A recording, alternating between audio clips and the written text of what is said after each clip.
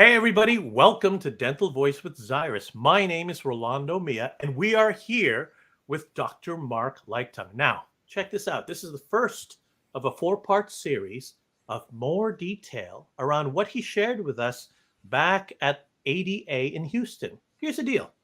So many dentists, whether you're young, in the middle of your career, or looking to transition, are trying to understand what's involved and what the value of their practice is. They go to consultants, all that type of stuff. Today, we're going to hear from Dr. Marc Liechtung, who's the executive director with Guardian Dental Partners. His role is he actually buys practices. So who else to hear than the person who actually does this? Dr. Marc, first of all, thank you so much for joining us. Really, really appreciate you taking the time to do this. Xyrus, Rolando Mia is a dear friend, so knowledgeable, and it's my pleasure to be in the same screen as he is. And really, honestly, I take him for what he is. In all seriousness, on a serious moment, he is a lifer in the industry. He brings so much education to us, and I'm just lucky enough to be on this end. So, Ro, all kidding aside, we joke a lot with each other, and hopefully you'll see that friendship, but it's friendship through this industry, and we've grown to be brothers, and that is the truth.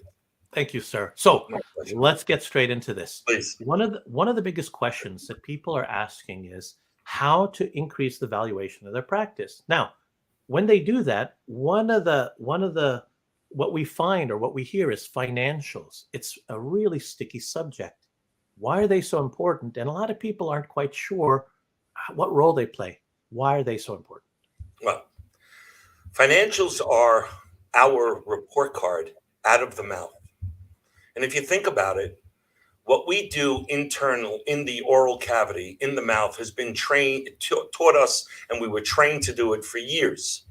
But now there's a different level. Dentists have never, I ask this all over the country, dentists never thought they'd be selling their practices for millions of dollars.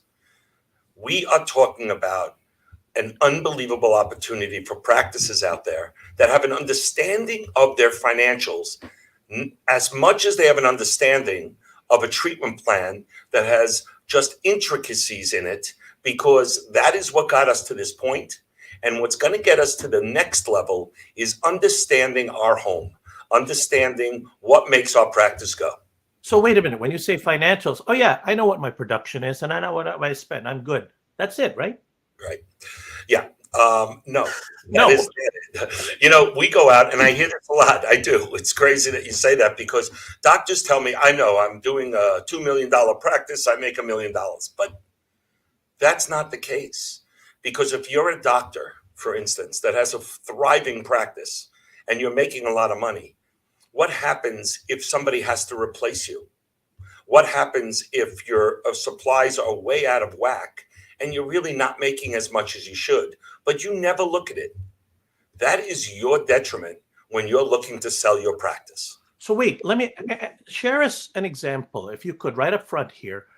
Two practices. And perfect. You mentioned this thing about production and expenses. Yep. When you're looking at this to either acquire or offer someone something, do you have an example of two practices that are similar but very different? Amazing question. So the world now, with the private equity and the groups that have come in and everybody hears of it, are really, what they have done is they have really looked at the dental field and dissected a practice and what they're looking for. So let's go with Rose's question. I am looking at two practices. Both are grossing $3.6 million. Wow. Both are in the city of New York. Both are thriving. But when you go through the financials, one has an enormous rent, high level of staff, labs that are incredibly too high for what they're charging. And how would you know that if you didn't look at it? And they present an EBITDA, as you've all heard this word that scares all of us. We'll get into that later, but keep going. I'm excited. An EBITDA of about $500,000. The other practice has a gross of top-line revenue, we call it. And let's use the jargon. Top-line revenue is gross.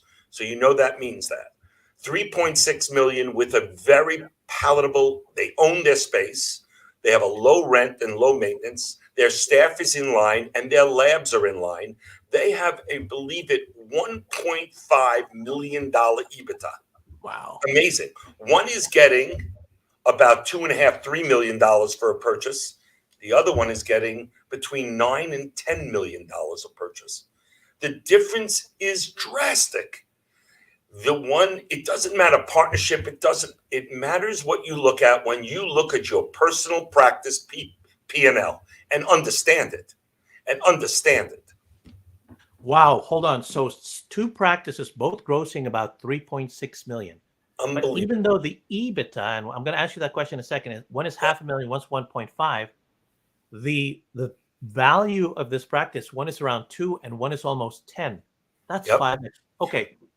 EBITDA. Take a second and share with us, me, EBITDA. What is that? So, EBITDA for those of is you can look it up on Google. It's earnings before interest, depreciation, taxation, and amortization. What it means is you take out all the fluff, all the add backs, little Johnny's soccer school, the camps, the discretionary money, that is profit. When we strip that out and strip out all the things that go into making a practice run, you get the bottom line drop dead profit. That's not what we take home, doctors, because there's one other factor that we don't add in. EBITDA is what groups and private equity groups use, and purchaser, thank you, even private purchasers use to gauge the value or gauge the life of a practice, the equity value of a practice. And if we have things under control, for instance, rent is 4%, not 17%. Labs are 7%. If you're in technology, it's lower. And we can discuss that during our series. And not 12%. If you look at all those numbers, it adds to 500 and 1.6.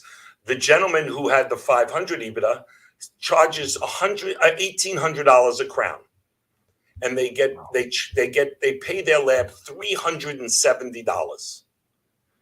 For $370, I would charge more money, or I'd find a cheaper lab.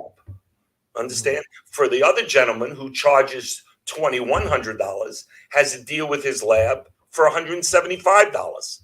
The profit, the EBITDA drops to the bottom, is much stronger. I love that. It's amazing to think about that. I guess financials are the pulse. I hear a lot of people who are very, very proud of, and should be, of the growth or the total production that they're making. And then you discover that on the bottom, I guess, because of not understanding that. Now, a lot of people say, I don't need to worry about that because I got someone who does that for me. Kind of what are your thoughts around having someone else deal with? The other day, it's a great question. Great question. The other day, I met two doctors in a practice. Don't want to say where, but they had a very nice practice. And I asked them one simple question. I asked them, how many new patients do you get a month? And they said, we know that. Right? Stephanie knows it. And I said, Stephanie knows it. But Stephanie's not sitting here. Now, for those of you out there, and for those of you that listen to this podcast, these are the numbers, like how, just basic numbers that keep the lifeline of our practice. If we're not talking to anybody, if we're not including our team and thinks that it's not important to be involved, then we're allowing our team with not the full picture to run our financial success. Again, if we're not conveying to them all the facts about our practice, how much is rent? The staff is killing me, right? I hear that all the time. Yet when their top staff or one of their staff members come, I call them team members, come to you and ask you for a raise, off the hip, you'll say, well, I can't lose her, but you may not be able to afford her. And at some point, you have to look elsewhere. And you have to make that decision through numbers. If your value of your salaries and the compensation for that team is too high, meaning it's 65% instead of 45, 47, 48%, then what we're having is somebody who's just outspending what they're taking in. So you may be a great boss by giving the raise, but in 6 to 9 months, you're going to see your cash flow shrink to the point where you're going to have to fire her because you can't afford her. So wait. Let me ask you this question. That's amazing. We hear a lot of times, I never share those are my financials. Correct. I don't share those with my team. How would you respond to that? I would respond that that doctor at this point. So it's a funny thing how I respond when doctors ask me that. I said, we went out and hired this team. I hired a manager. I gave that manager carte blanche to run my practice, make sure my book is booked, make sure my supplies are paid for. Yet I'm not going to share with the team where we're going. So I want to give you all a scenario. You're in this. An assistant comes to you for a raise, and then you tell her we're not doing so well. Will she believe you? Or would she believe if you had 2 or 3 or 4 meetings in the last few months saying our revenue is down? How do we increase the revenue? And why are we not seeing those cases again, like more implant cases? Why are the cosmetic cases not being sold or committed to treatment? You're going to blame someone else. Right? And I'm telling you that recall. How's my hygiene since Corona? Is it rebounded back? But what about this year? This year, now that the rebound of COVID is over, how's our marketing? If we don't share that. Now, I do want to address one thing about numbers with teams. You don't have to tell all your teammates, all your staff members, the whole practice. You bring your hygiene department in. You discuss hygiene. You tell them last year, in the month of January, we did 72 sites of arresting. This month, we did 30. Are your hygienists getting burnt out? Is your recall down? These are the numbers, the metrics that show you the growth, the longevity, and the staying power of a practice. If you're not looking at it, we're going to look at it, and we're going to put a value on it commensurate with what we're seeing as far as the numbers go. So if I wanted to get my ordering under control and my ordering is out of control, I sit with the team that orders. They don't have to know I did 320,000 last month. They just have to know that we ordered 110,000 supplies last month and what is going on. And I want to know an accounting for it, rather than just writing it off your credit card and thinking, why do I have less money this month? We are our own CEOs. I know everyone has heard this, but here, in a 2-week span, you should have a meeting with assistants, hygienists, doctors, if you have associates or specialists, just to see how they're doing production-wise, if you need to tinker with certain things. And we're going to get into what I believe doctors should be performing or producing and the procedures they should be doing. But the commonality of this is if you're a busy doc, you need a right arm. You need somebody in that office that you could trust, that these notes are being taken, and then there's an action plan. There's an action plan. It's not gathering information. It's gathering information and then acting on it. I love that. The context of that. Somebody knows in the practice does nothing for you as the owner dentist, as the owner of that practice. The owner has to know that. That's absolutely amazing. Let me ask you this question, and this comes up often. So, I'm listening to and I've written down some of the metrics associated with a thriving practice. I'm not there. Does that mean I'm dead? Or are there things that I can do to do that?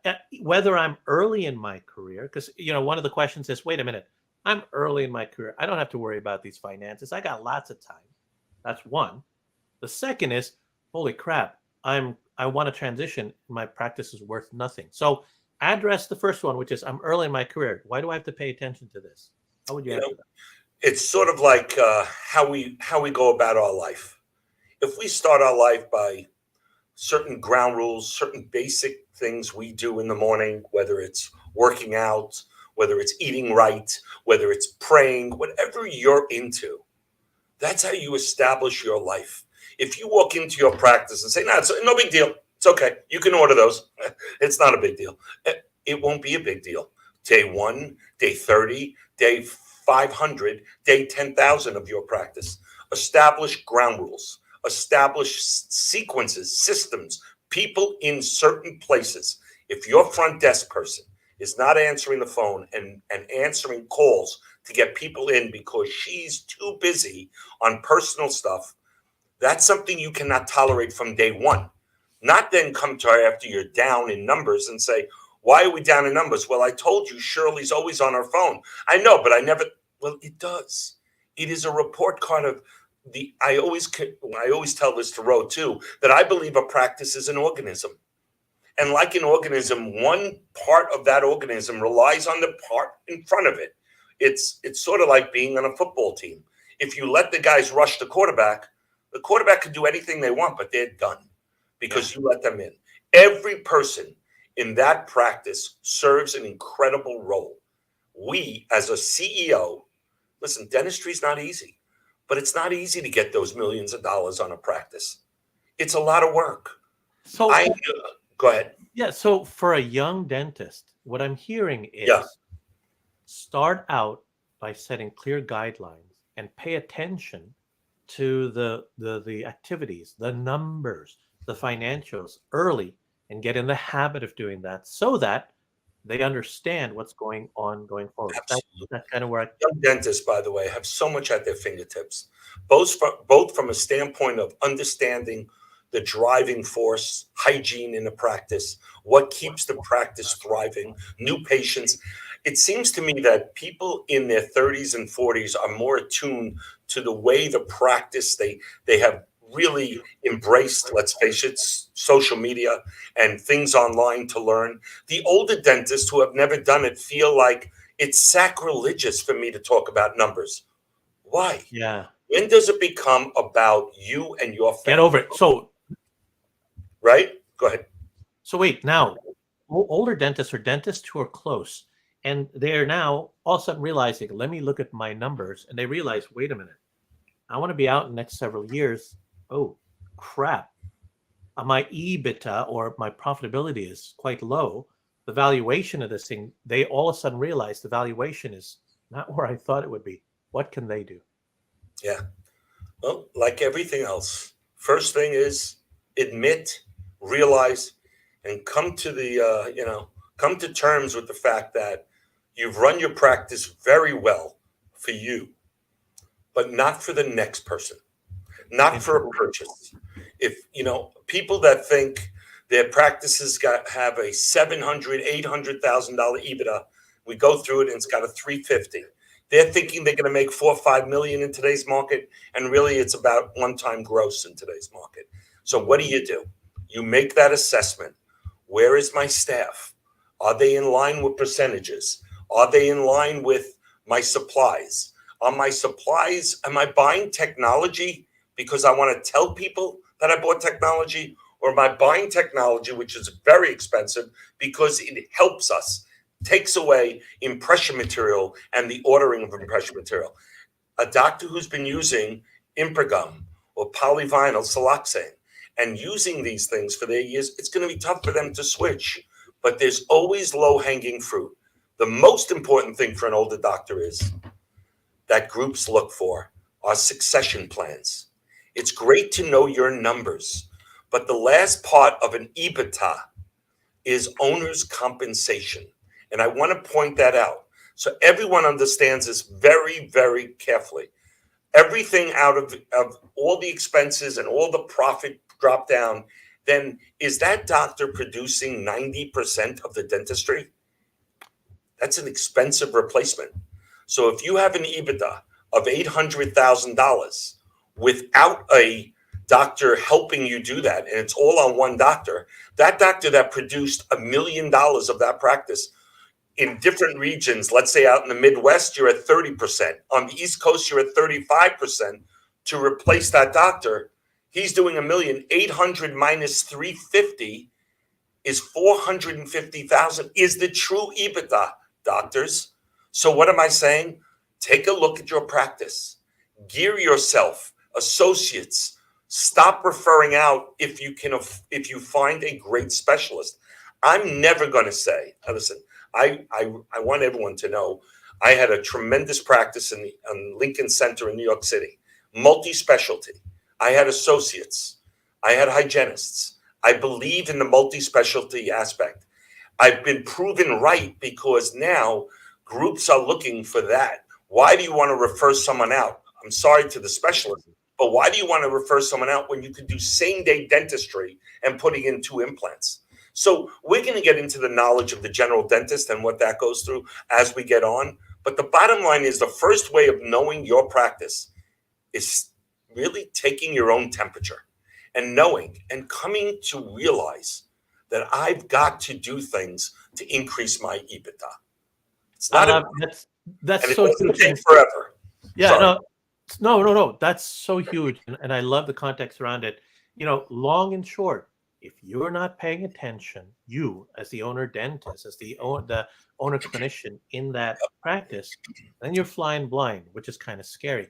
And If you were exactly to share with viewers, people watching this, what would you give as the top three key things with regard to financials that they need, that they can walk away from this session and do immediately to help them so that they know, quote unquote, or they at least have a picture of what they need to start paying attention to? What would those top 3, if not a couple more?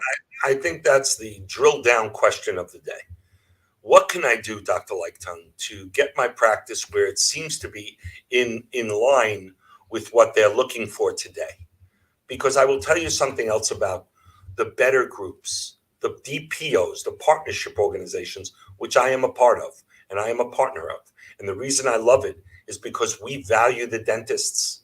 So please disregard that old notion before I answer this question that groups just want money. No, they want partnerships. They want great dentists.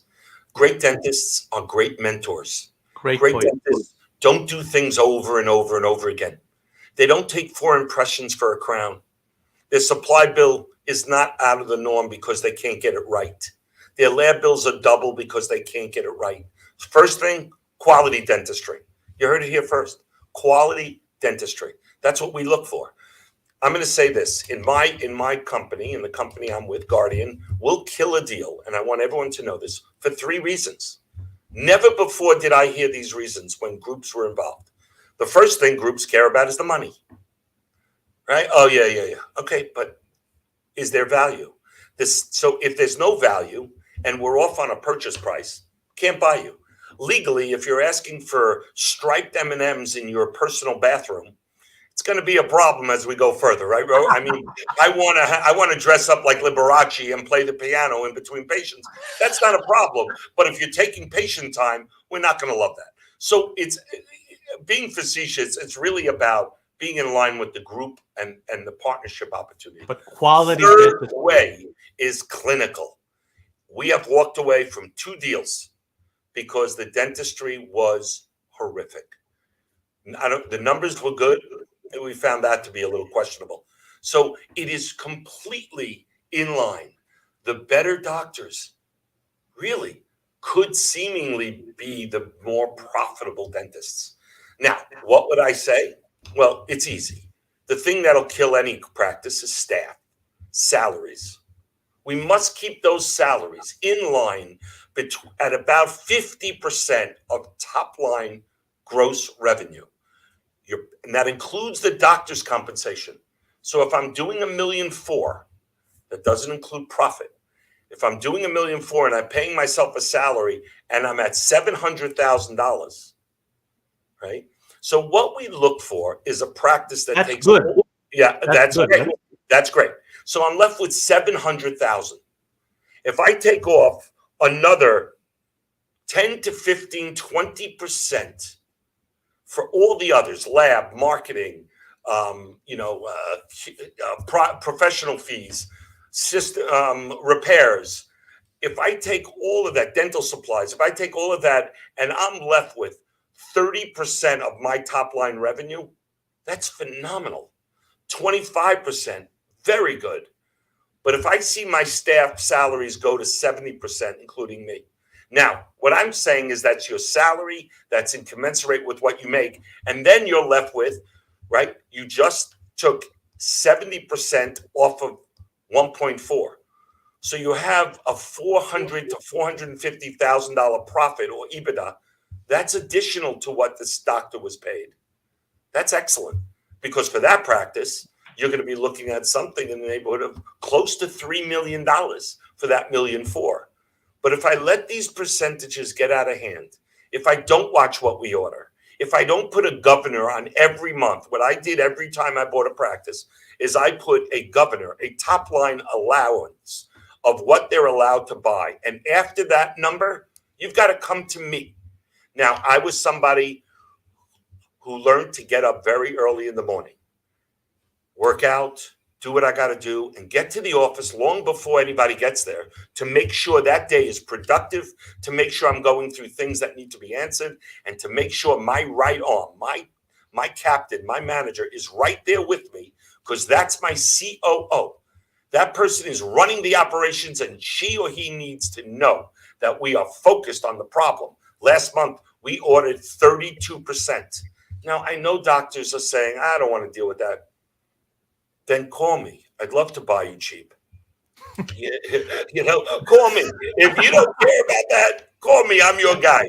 I want guys and gals that run their business tremendously and work on those percentages. It's simple. And if you have a problem, please email me, ask me how. I'm here to help. First of all, I love the perspective. I really appreciate that you're giving actual real numbers. And because you do this, you actually do this.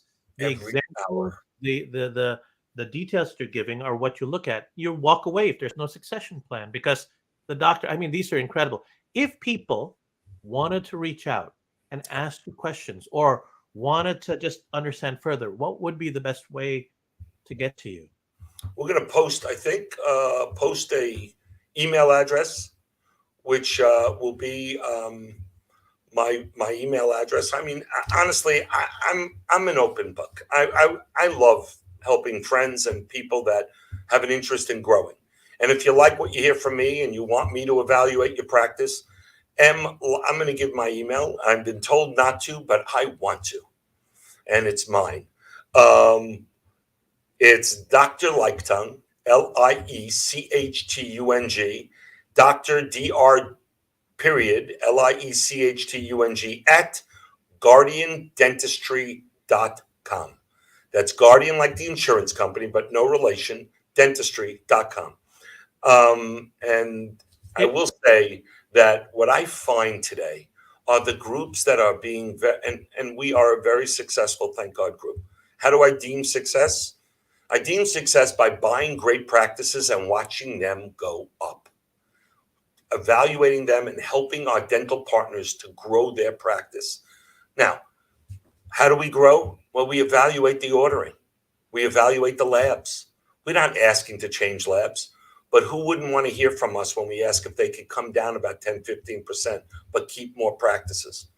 What we have great deals with great vendors. It's not just us. I'm not talking about Guardian. It's not a commercial. It's all the groups that come in with economy of scale. But us, doctors, we need to make sure that we're going to this stage in our careers ready. You only get one shot at this, and it puts you in a different light. Somebody who has a $3.5 million practice 5-10 years ago was looking to get 2.5, 2.7 if they were lucky. 60, 70, 70% of their gross revenue. It's a different story. If you have that $1.5 million, if you have $1 million of EBITDA, you're running it at a what? A 30, 28% margin, which is great. You're up to $7-8 million. Anywhere from $6 to $8 million. It's a totally different world. That changes your life. That moves you to a different level. To come in and do dentistry because you love it, come and do dentistry because you want to mentor young doctors. And it's a phenomenal situation that dentistry has put ourselves in. I am very proud of our profession. That is, well, first of all, so appreciate taking the time to share that. So appreciate how open and candid you are with regard to what's good, what's not good, what you got to be mindful of, especially taking the time with us. Now, everybody, this is just the first part of the series. This was all about financials. We could cover so many more aspects of it here. But right now, these are the key points that we want to leave with you. In our next episode, which will be next Thursday, Dr. Liechtung is going to share with us why dental hygiene is the tip of the spear and why production for each of the different components in your practice are key. In our third episode, he's going to share clinical planning, and there's something called a hum set. I'm not going to steal his thunder on that, but that's cool. And then finally, the end of this month, we're going to bring it all together. So, Dr. Liechtung, thank you so much. If people had questions about Guardian, what would be the best place to go to? You, or is there a website? Please call. Yes, me. My title, and I'm going to give you a for instance, everyone, because this is, listen, speaking to Rolando, I'm going to tell you, I do a lot of interviews and meeting people, but Rolando is a dear friend. He really is. And I mean this sincerity, in all sincerity. He's a dear friend. We talk about a lot of different things in life. I know him for many years. I was a creator of Snap-on Smile. He was a great help to getting my product into the right hands, into Denmat, and it was great getting to know him over the years. But this is a passion, and the passion of finding a group. And I'm going to tell you something else for those of you that aren't aware. The groups, as we call them, are not the same. They have different business models. There are called DSOs, dental service organizations, and DPOs. We are a DPO. If someone has a bargain price for a practice, I don't care. We want partners. You want quality dentistry. You And want a succession plan. partner. You want to have success, which is absolutely awesome. So, Correct. and by the way, check this out. Look at that. Thank you. I really appreciate you, Sean. That's very nice. So, hey, folks, Thank you. if you like this content, please share. Please join us next week. Dr. Liechtung is going to talk about dental hygiene, why is tip of the spear in a dental practice, and continue this thread about this. And we started this back in Houston. We want to continue. The other thing that I want to share is if you like this, share it. If you have questions for us, please let us know. Really looking forward for you to join us again next week, Dr. Mark. I appreciate the kind words you said to me. Likewise, you've been a very, very incredibly helpful, knowledgeable person, and I'm grateful that you're willing to do this and share. So thank you so much. Thank you. All right, everybody. Looking forward to it. Have a great day. This is Dr. Marc Liechtung. My name is Rolando, Dental Voice. Looking forward to seeing you next week and learning more. Thank you.